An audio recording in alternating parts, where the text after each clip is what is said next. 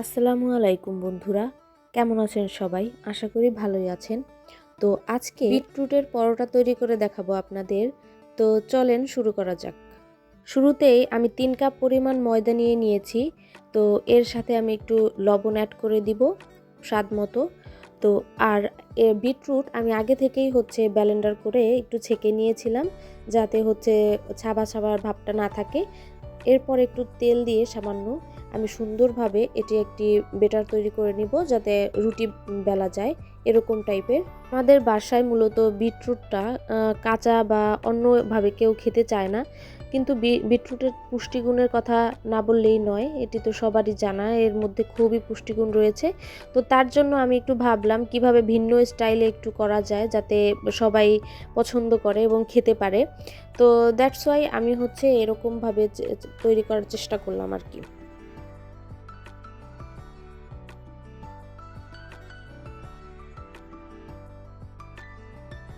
বিটরুটের রসটা আমি সামান্য সামান্য একটু একটু করে দিয়ে নিচ্ছিলাম, যাতে বেশি না হয়ে যায়। তো ব্যাটারটা যাতে ঠিক মতো হয়, এর জন্য আমি একটু সাবধানতার সাথে অবলম্বন করেই আর কি করছিলাম কাজটা, আস্তে আস্তে করে।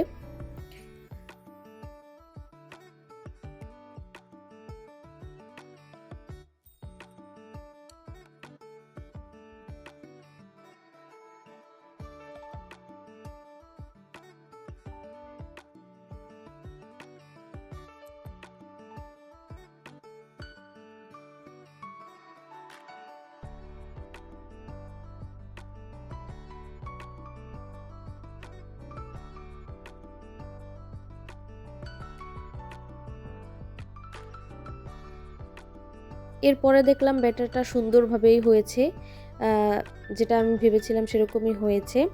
এর পরবর্তীতে আমি এই রুটিগুলো বেলে নিলাম।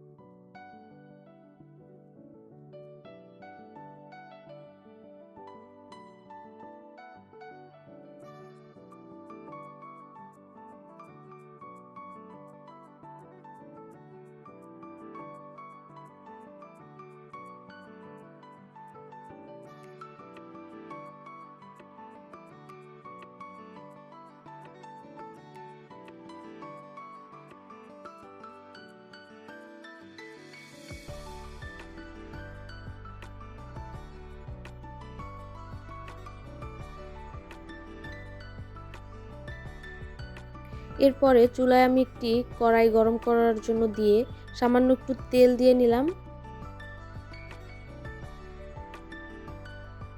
তেল গরম হয়ে যাওয়ার পরে আমি রুটি দিয়ে নিব একটা একটা করে।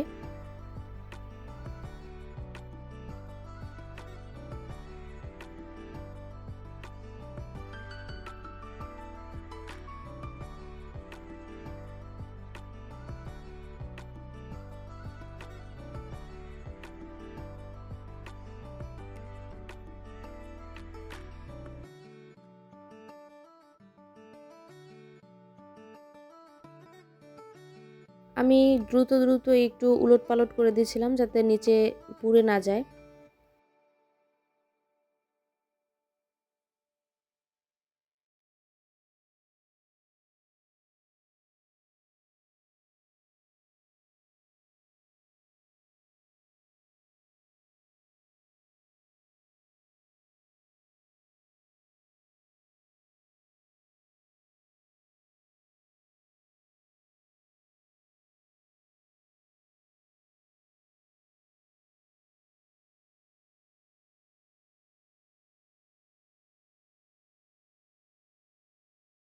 আস্তে আস্তে সবগুলো রুটি আমি ভেজে নিয়েছি, তারপরে আমি পরিবেশন করতে যাব।